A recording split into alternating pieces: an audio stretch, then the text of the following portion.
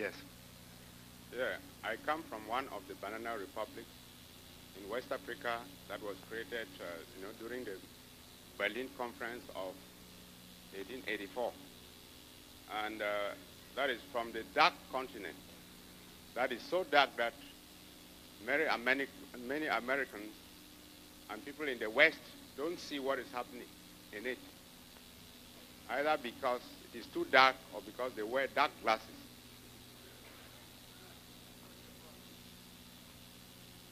Now, I was in the administration for about 25 years, and I occupy a position which was equivalent to that of a member of government.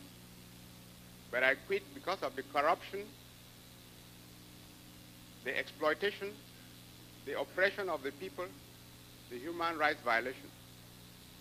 And I came to America because I felt that America was a land of freedom where I could find ideas with which to help in liberating my people.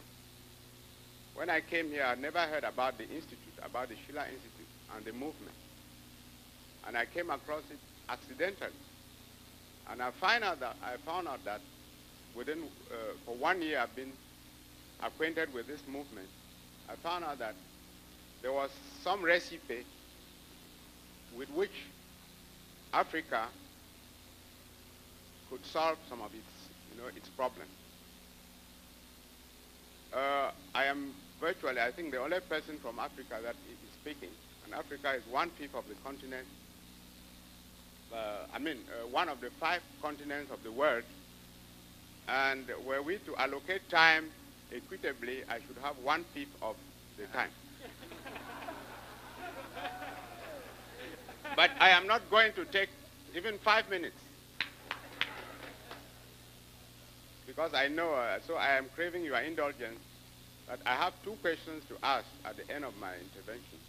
I would give a short, a short account in about 2 minutes. Then I would ask 2 questions to the panel.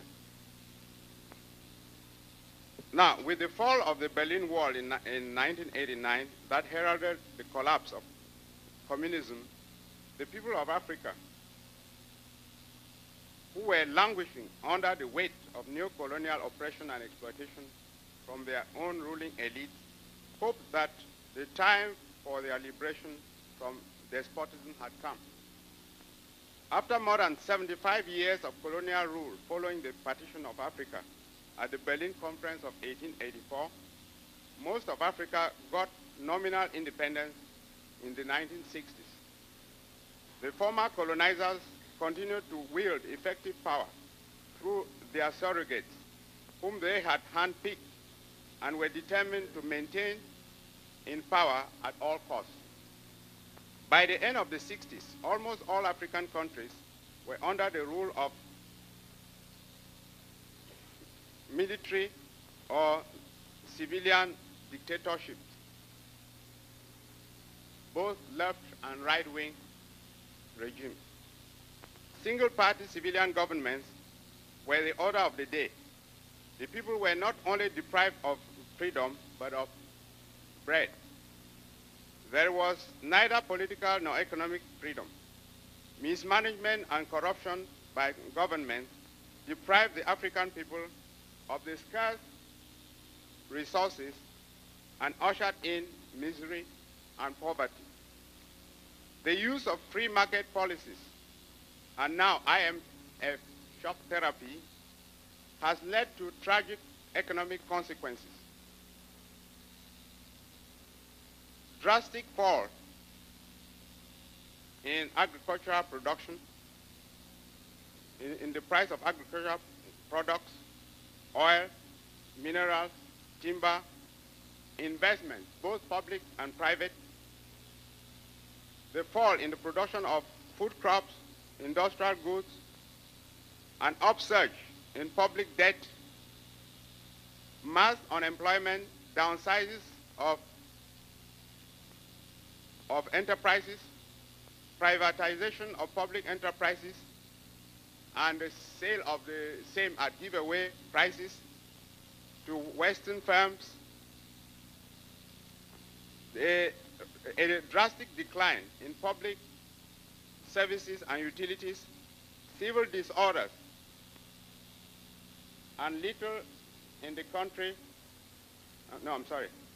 strikes with the closure of government offices, hospitals, schools, post offices, even courts. This last situation is the prevailing situation in my country. There is no administration in the last 3 months because of the IMF shock therapy and the conditionalities. So this ties up with what the account that has been given by the people from Eastern Europe. The IMF shock therapy has given, therefore, the last devastating blow to the African countries.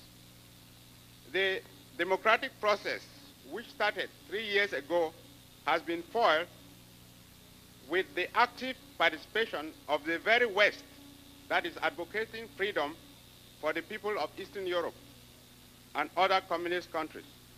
The Cold War period tyrants are thriving once more in the midst of the economic crisis. The democratic process is a farce. Economic emancipation is a farce. Human rights in Africa are a farce. African peoples have neither political nor economic freedom.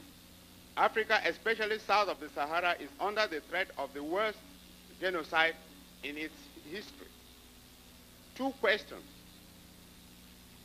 Which, in your opinion, should come first? Economic development or political freedom? 2, if your economic policies for Africa, and I am acquainted with some of the programs that you have designed for Africa, if your economic policies for Africa cannot be known because of the existence of authoritarian regimes that refuse to allow freedom of thought and expression, such as the freedom of the press, how can Africa, under the present circumstances, build constitutional, democratic, and economically viable republics? Thank you.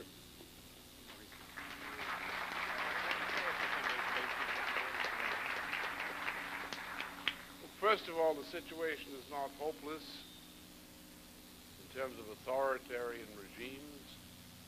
Take the case of the government of Nigeria, which has recently come into conflict with the IMF in particular.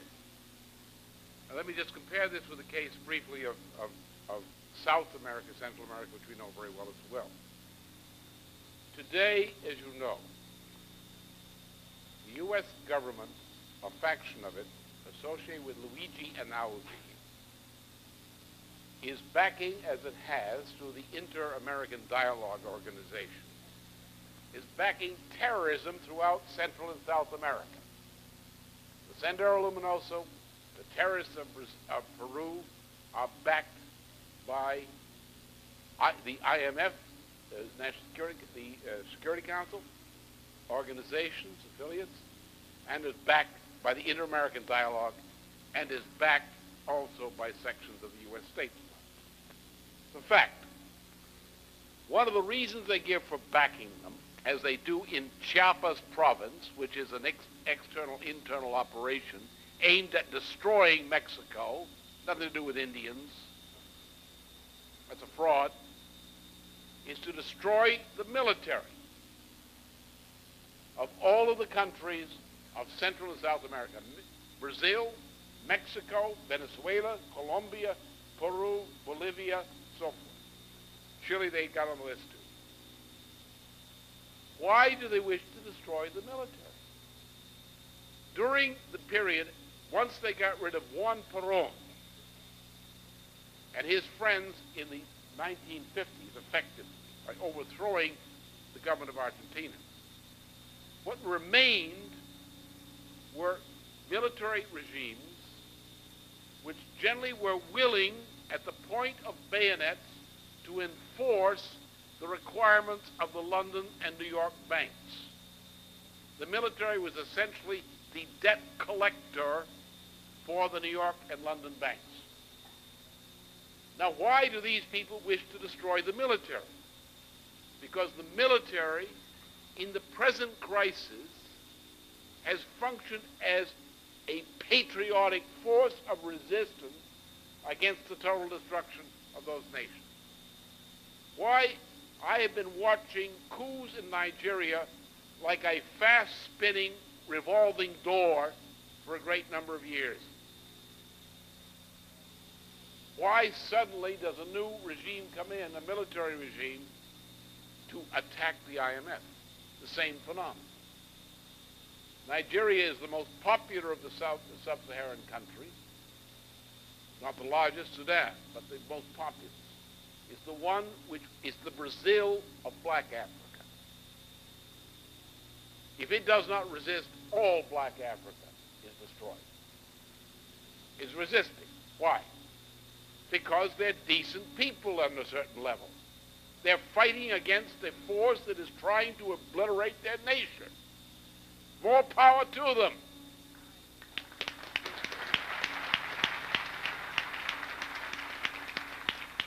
They're not hopeless.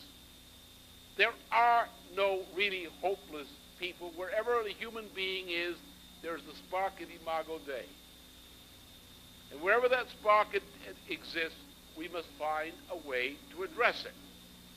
Because that's the only force we've got. It's the force of ideas connected with the fact that every human being is potentially in the image of God. And you must touch that.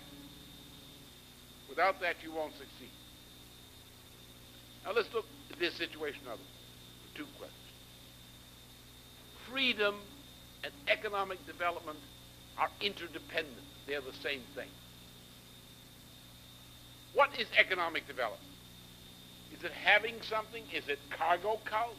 Economic development is utilizing the principle of the human mind. Remember, all of this is about humanity and force and so forth.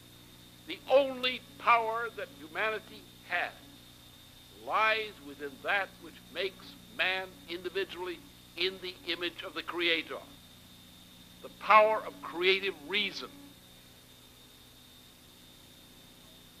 The only thing that differentiates man in science from an animal is reason. The power to make scientific and artistic discoveries, to develop man's behavior through these conceptions, these discoveries. The only power and the greatest power in the temporal universe is the power of ideas. Not formulas, not recipes, not force, but ideas. The only reason the human race has survived what it has survived. Ideas. That's the force we use. The power of economy lies entirely in ideas, in scientific and related discoveries, which give man increased power over nature. There is no possibility of development without the expression of the freedom to generate, to transmit, to assimilate, and to practice better ideas. There is no freedom. You can't have freedom in a zero-growth society. You have only dictatorship, the suppression of ideas. Why didn't the Bolshevik system work? Because it didn't have a market? No, bunk. That's a fairy tale. It should be obvious to you. We got a market system and the whole thing is collapsing. Obviously, the lack of a market was not a virtue of the Russian system. They put a market in there and look what happened. Worse than ever. You got a cold and they give you cancer. It's not a cure. The failure of the Russian system is called the peasant problem, at least from all the literature I studied for many years on the Russian question. You couldn't get a lot of the Russian population to accept technological progress. And that's the part, in many parts of the world, people don't accept technological progress. They want to go back to the old ways. They don't want to be pushed. You see, it's the great genius of Western civilization that we did solve that problem. That's the gift of Christian civilization, the ability to organize technological progress. No other civilization, no other part of the planet, until we discovered it, was able to do that. in the entire history of mankind. That's our gift. It belongs to all humanity. Deliver the gift. Development and freedom are the same thing because they both involve the freedom of ideas for change. Not libertarianism, not the right to change your sex 10 times a day, but the right to use your mind to develop, assimilate, develop, and apply different choices of ideas to improve human practice, morally and physically. That is what economic development is, which requires infrastructure. You're not going to develop a desert by sitting there and having ideas. You must have water. You must build, therefore you must use reason to get yourself water. You require power. You must have power. You must have sanitation. You must have all these other things. So you apply the power of reason with ideas to give your country. How do we get this message through to the people in Africa when there's no freedom of thought and expression? Well, that's what I say. How do we do it? The problem, the force of the events. I'm telling you, I've been through this. I know this. The first time we got into Africa, significantly, was a dear friend of ours, the late Honorable Fred Wills, who was the foreign minister of Guyana.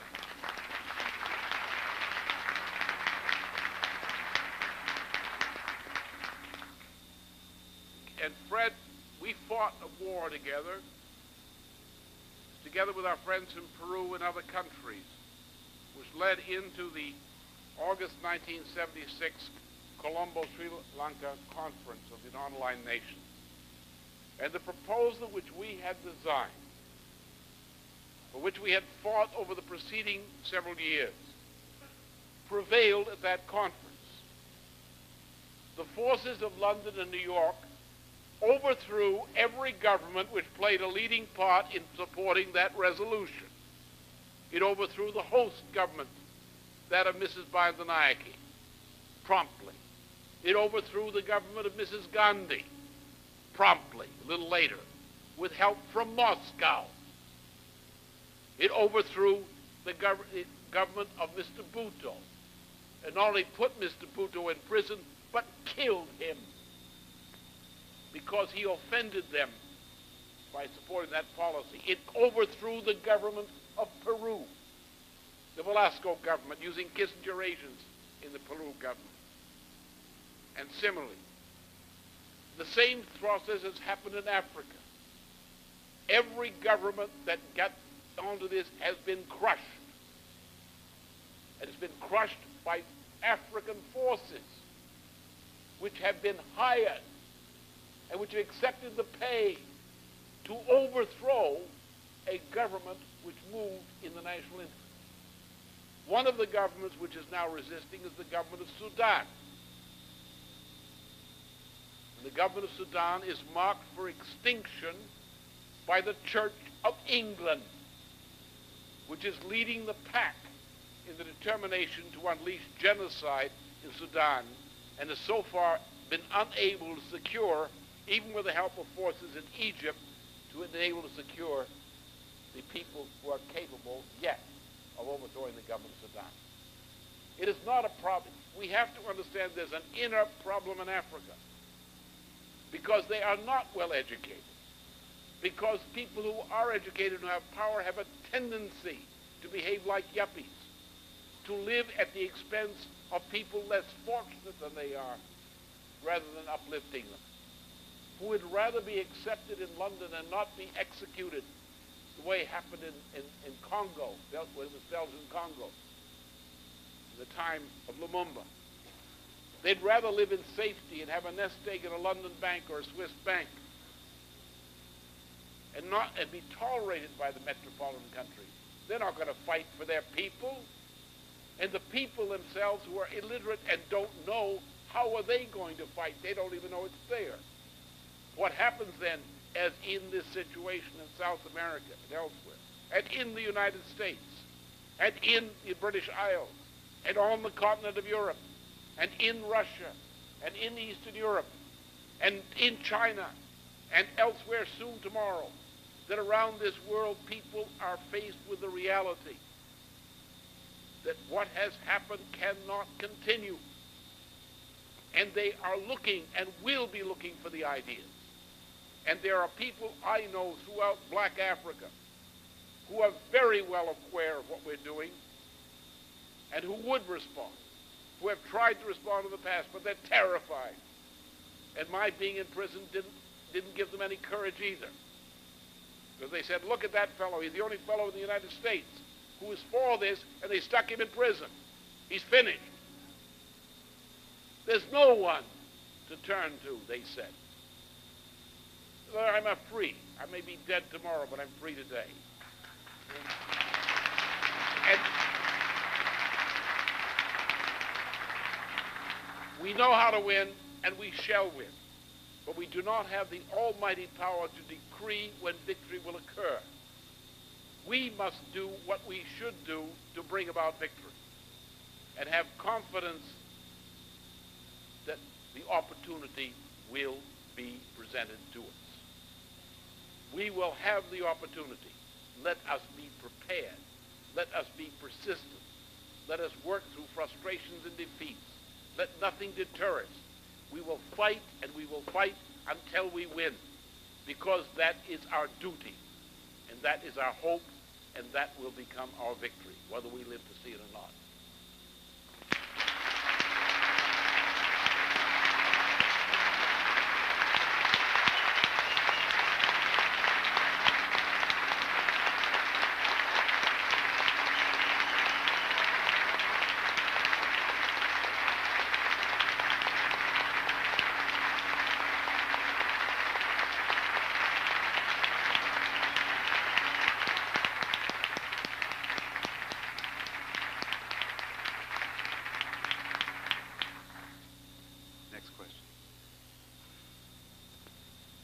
Hello, Mr. LaRouche. I'm from Massachusetts, and I'm new to the organization, but I'm not new to the struggle. I lost a son in '89 to substance abuse, which put me into that demeanor. And I also work in education and communications, as they say, Radio Free Europe. I also would like to speak around the guns. You know, our children are dying in Boston, and I presume they're dying all through the United States.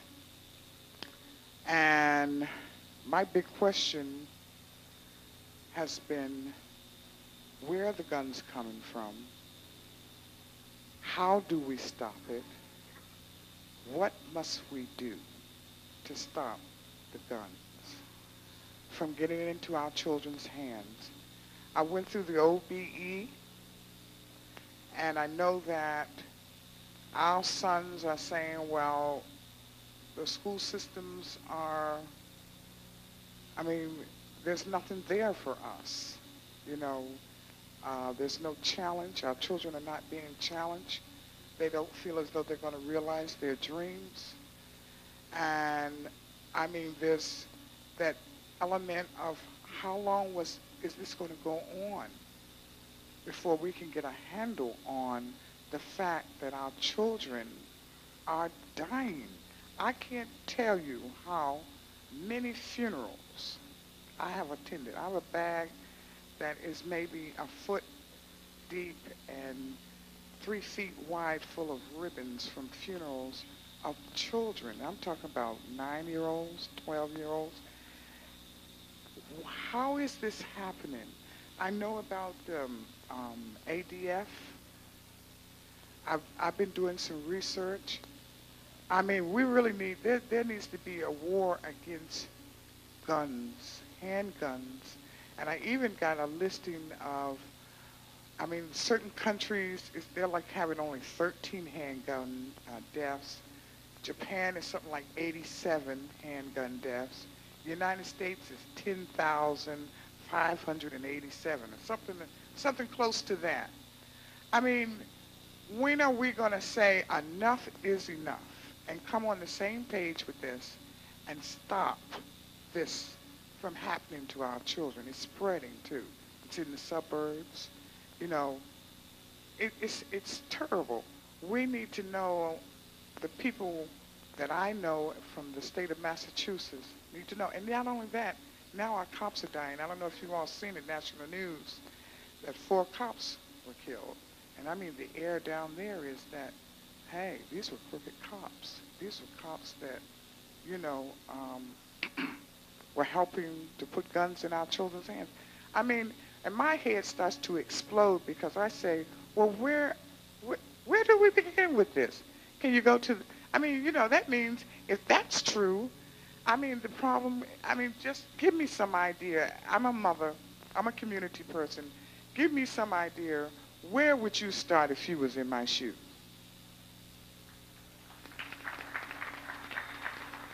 First of all, there is not a gun problem. There's a gun effect of a problem. It's very simple. We've dealt with this for years. We got in a lot of trouble fighting this. We fought against dope. Now, the key to this is drugs. What's happened is the government turns around and others turn around and said, you can't stop drugs. Interdiction failed. No, interdiction didn't fail. No one tried to impose it. We could have stopped drugs. Look, we have satellites. We can pick out where this stuff is. We can pinpoint this stuff. They can't move drugs anywhere in the world that we couldn't, in general, stop it. Now, the drugs are run on 2 bases. The drugs are run to destroy nations. And there is no difference, or only one difference, between the drugging of America and Europe and the drugging of China by the British in the early 19th century. The purpose of British drugging of China at the point of a gun was, number 1, to destroy China and to make money in the process. The same thing is true here, except it's more sophisticated. Drugs are brought into the United States by the friends of the ruling circles, the Democratic and Republican Party and so forth in the United States. That's your problem, first of all. Drugs get into the United States because people like George Bush let them come in. Now, you know the situation, perhaps in some respects, far better than I do. But what I had was the following. It started back years ago. It was the key to the Atlanta child murder. Little boys are used to make pickups and deliver drugs in various places. Why? For obvious legal reasons. Are there little boys around who do that? Yes, it's easy to do that with what we allow today, especially in certain parts of the country where there is no family, where there are single-parent families, so-called, where there essentially children are one step from being pure street children, as in Bogota, Rio de Janeiro. And that's spreading throughout the United States. Now, what are they engaged in? They're engaged in the delivery of cocaine and crack. There's a lot of money involved.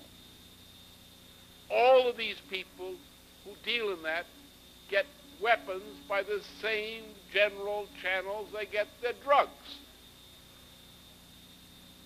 And they get the weapons because they're involved in drugs or because they're in a community which is involved in drugs.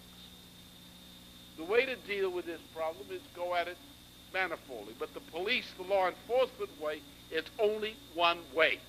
Impeach Kurt Schmoke.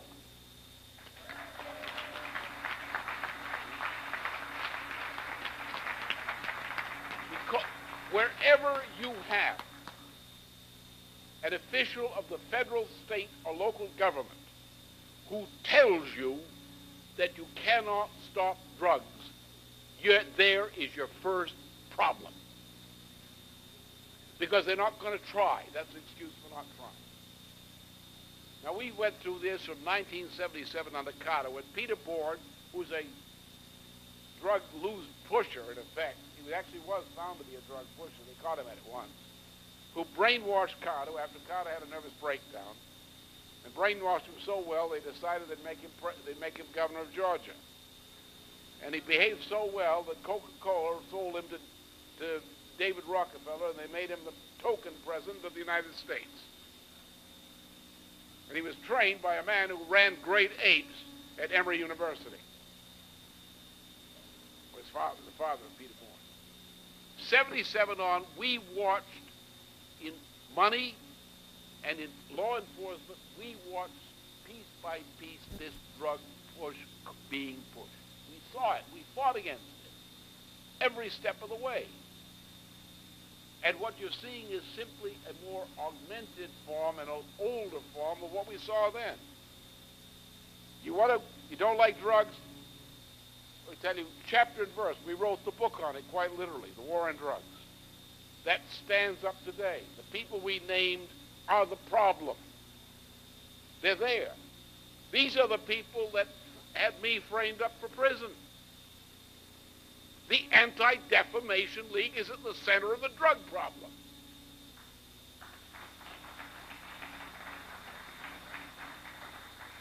Robert Vesco ran drugs. His partner was Kenneth Bialkin, the head of the Anti-Defamation League. Meyer Lansky ran drugs. Meyer Lansky and Meyer Lansky's Hollywood crowd are part of the drug pushers. When you turn on MTV, you're watching the flow of drugs. Same people. You praise them. You would say they're entertainment. You support them. You're sympathetic to them. You say they're a legitimate part of society. You condone the ADL running in your neighborhood. You condone the World of Difference program. You're going to get drugs. You're going to get dead kids.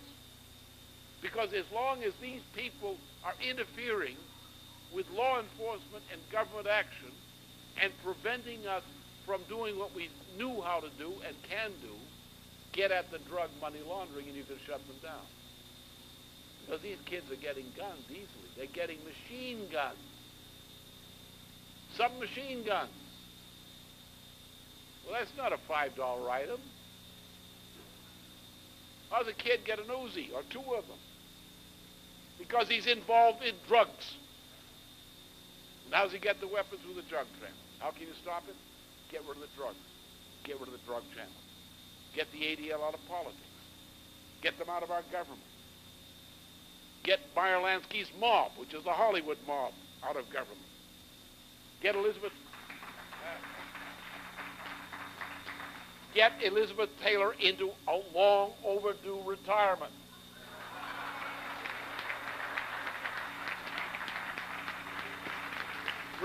Retire Patty Duke. And so forth and so on. Shut down hard metal rock, because that's part of the drug money operation. And do the things we know how to do. But above all, while we're doing these countermeasures and other remedial measures, we have to move in and say, we cannot accept IMF conditionalities in the United States either. We cannot accept the excuse to shut down hospitals and schools because someone says there's no money. We just can't go on this way. We can't say there are no jobs anymore because there's no money. We cannot downsize the United States and the rest of the world. There's no money. All right? You don't know how to make the economy go. We do. Provide the opportunity for growth, for development. Get these kids and their families out of hell and create new neighborhoods. We can do that. Provide them jobs. Take these kids off the street. Set up a jobs program like the CCC back in the 1930s. We can do that. We can do it better. We have water projects to build. We have whole sections of cities to rebuild. We can take these kids and try to educate them and save them. We can do that. It will cost some money. But isn't it worth it? That's the answer.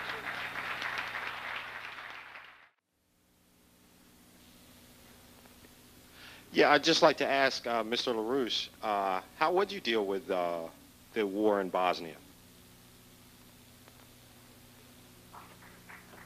For us, last year, the spring, it could have been dealt with in a more straightforward form.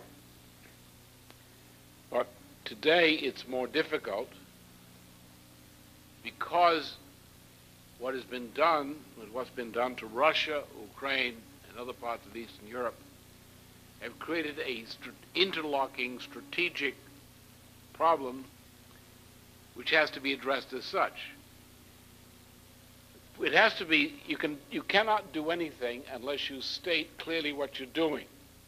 You can't go in and simply bomb and not expect to have complications which are unwanted, which might prevent you from accomplishing what your objective is in the first place.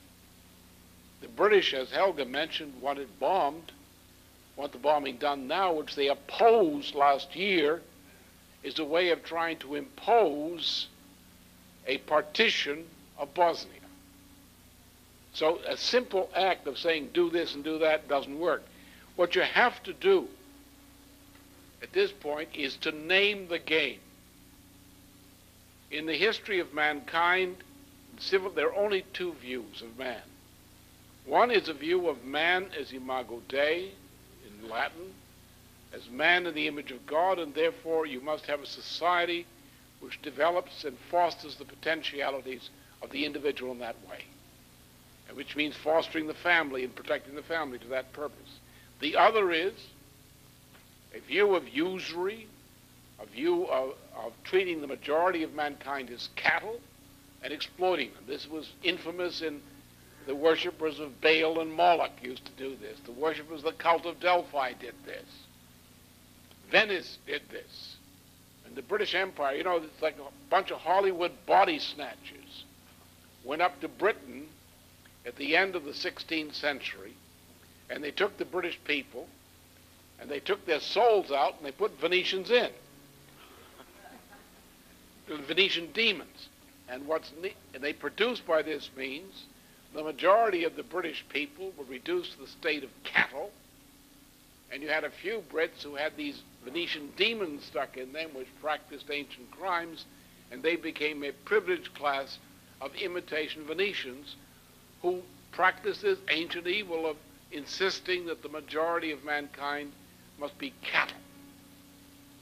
Now, the problem here is that when we, as we have done many times, not speaking just me and others, but I represent a tradition, when we said, let us use the great opportunity of the collapse of the wall to open up cooperation, to get a new principle of development of man on the basis of scientific and cultural progress, that image must be the basis upon which we rebuild Eurasia and the rest of the world. The British Venetians were not the British people. I suppose anybody who's been up there would know that. The British people are barely capable of human speech. They've been so ruined by what's done to them over the period from Wilson through Thatcher. Any government that will tolerate a major indicates the people aren't in such good shape. But this agency of the Anglo-Americans, typified by this Venetian bloodsucker sitting on the top of the British Isles, moved in as it moved in to create two world wars in this century, as it moved in to put Hitler into charge in Germany in order to ensure a war between Germany and Russia, has done the same thing again in the Balkans. If you do not say at this point that the problem is the repetition of this so-called geopolitical game of preventing the economic cooperation of Eurasia, because such cooperation would destroy the British Empire in the former times, or their objectives today, and that you start wars in the Balkans to involve the Russians with Serbia, is what they did in 1912, 1914 to the Pan-Slavs, to involve the French and the British in an entente cordiale, to suck Russia into war, and to get Germany in the middle, to prevent what Witte dreamed of, to have France, Germany, Russia, and other countries collaborating for the development of all Eurasia, to prevent that. You have to say that's what it is. You have to say that Thatcher said to do it, it's her policy, that Major continues it, that Carrington, who was Kissinger's friend, does it, that Kissinger's part of it, that Eagleburger did it as a criminal, that Brent Scowcroft, the advisor of Bush, did it, that Bush was complicit. When you tell the truth and now say, we are going to act, not simply to deal with Bosnia, we have to act to end this way of doing things. We have to eliminate this Venetian factor. We have to eliminate the continuing cause of 2 world wars and the threat of a third. We're not going to be actors playing games in a British game. What we're going to do is we're going in the gaming hall. We're going to take the tables. We're going to throw them out. We're going to put the gambling masses into jail. And we're going to have a meeting, and we're going to end this game. We're going to go back to being human. On that basis, then you can do something. But the problem is now, whereas a year ago, you could have done something fairly straightforward and simple as a military act, which would have changed the situation, if you'd had the guts to break the British. If you don't break the British today, or attack them and expose them as being the criminals behind this, not the poor Serbs, but the British government, the British Foreign Office, they did it. Karadzic is an agent of Lord Owen, and has been an agent of Lord Owen. That group that ran this operation were agents of the British for years. I know it from the inside. If you don't name that game, then everything you do is going to backfire. You're just throwing a match into a room full of gasoline fumes. You've got to say, the British did it. We're going to hold the British to account in the sense that we are going to end this system of geopolitical policy. Because if we act without saying that, all we're doing is playing into the flames of World War III.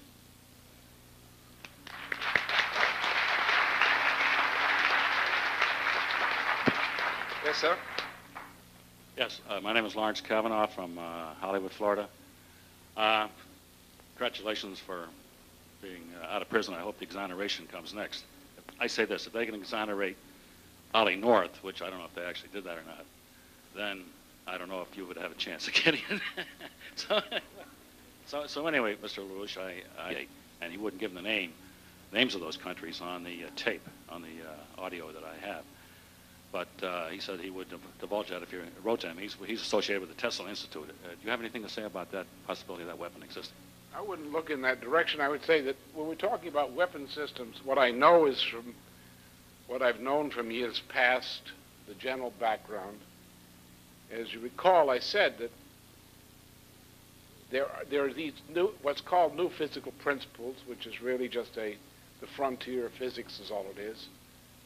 And if we were going to develop effective systems against a strategic launch of thermonuclear attack, missile attack, we would have to use this to be effective. There are many things. There are, in this field of linear, nonlinear electromagnetic spectrum, there are many things that can be done. There's a whole range of weapons. I do not know what Mr. Zhirinovsky was talking about. I can only indicate that the area in which he pointed, there is a lot of actuality and potentiality there. I don't think one has to speculate on Tesla to do that.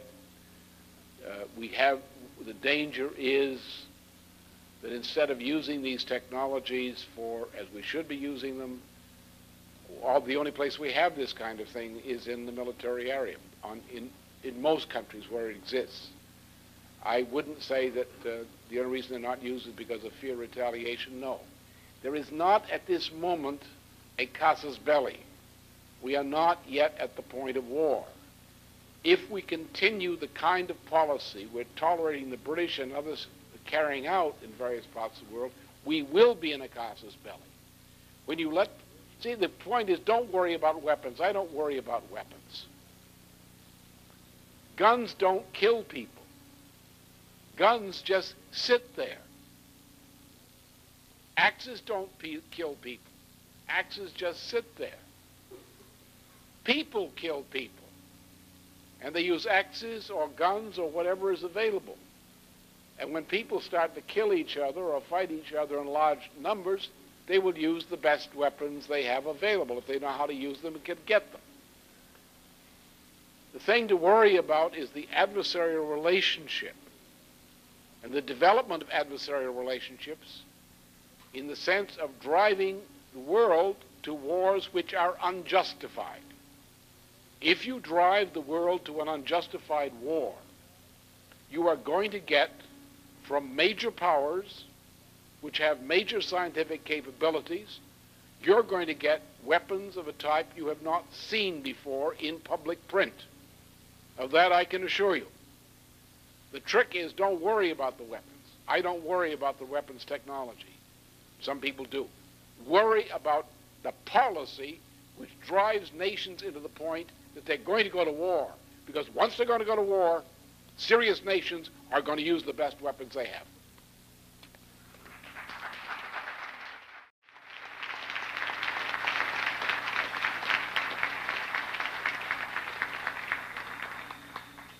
Yes. Yeah, I come from one of the banana republics in West Africa that was created, during the Berlin Conference of 1884. And that is from the dark continent. That is so dark that many Americans and people in the West don't see what is happening in it, either because it is too dark or because they wear dark glasses.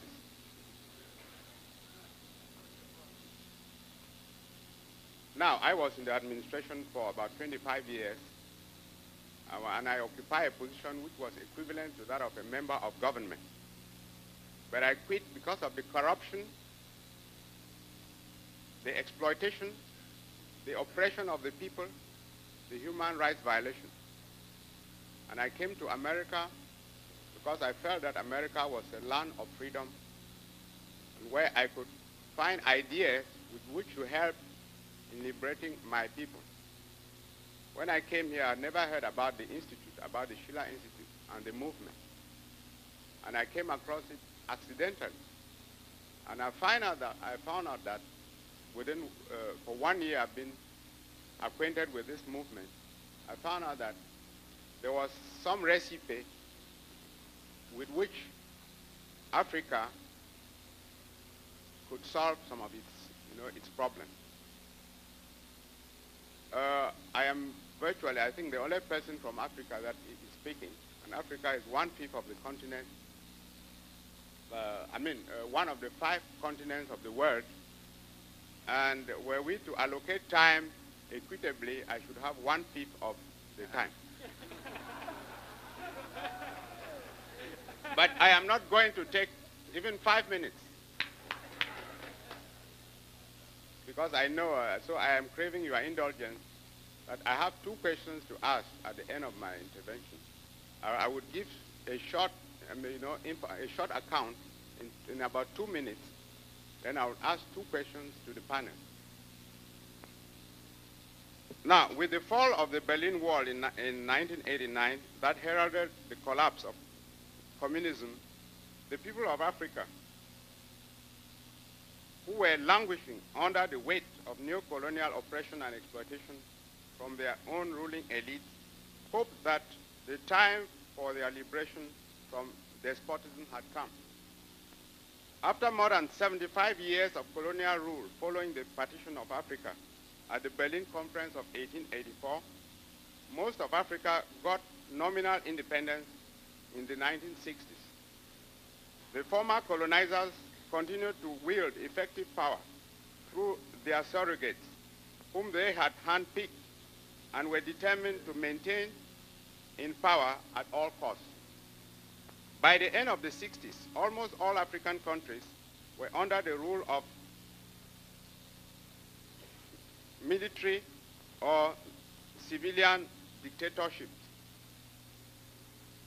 both left and right-wing regimes. Single-party civilian governments were the order of the day. The people were not only deprived of freedom, but of bread. There was neither political nor economic freedom. Mismanagement and corruption by government deprived the African people of the scarce resources and ushered in misery and poverty. The use of free market policies, and now IMF shock therapy, has led to tragic economic consequences. Drastic fall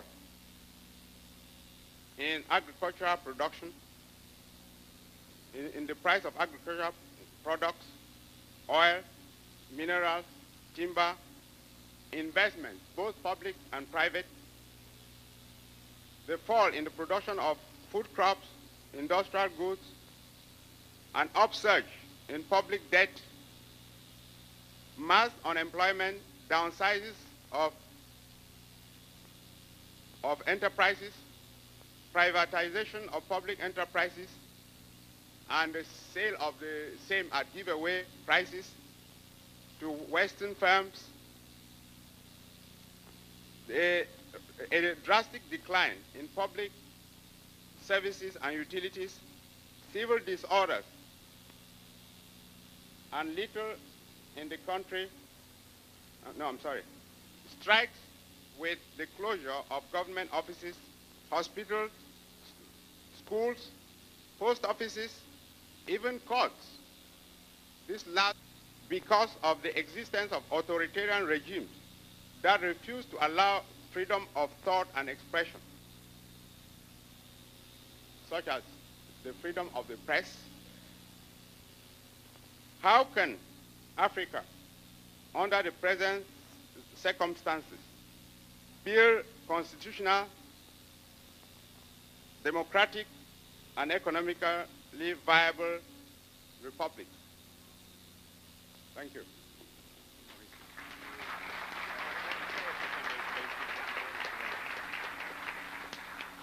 First of all, the situation is not hopeless in terms of authoritarian regimes. Take the case of the government of Nigeria, which has recently come into conflict with the IMF in particular. Now, let me just compare this with the case briefly of South America, Central America, which we know very well as well. Today, as you know, the U.S. government, a faction of it, associated with Luigi Einaudi, is backing, as it has through the Inter-American Dialogue Organization, is backing terrorism throughout Central and South America. The Sendero Luminoso, the terrorists of Peru, are backed by the IMF, the National Security, Security Council, organizations, affiliates, and is backed by the Inter-American Dialogue, and is backed also by sections of the U.S. State Department. It's a fact. One of the reasons they give for backing this situation is the prevailing situation in my country.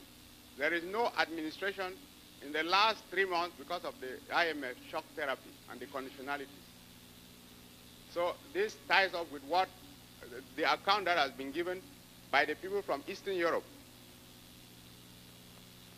The IMF shock therapy has given, therefore, the last devastating blow to the African countries. The democratic process, which started 3 years ago, has been foiled with the active participation of the very West that is advocating freedom for the people of Eastern Europe and other communist countries. The Cold War period tyrants are thriving once more in the midst of the economic crisis. The democratic process is a farce. Economic emancipation is a farce. Human rights in Africa are a farce. African peoples have neither political nor economic freedom. Africa, especially south of the Sahara, is under the threat of the worst genocide in its history. Two questions. Which, in your opinion, should come first? Economic development or political freedom? Two, if your economic policies for Africa, and I am acquainted with some of the programs that you have designed for Africa, if your economic policies for Africa cannot be known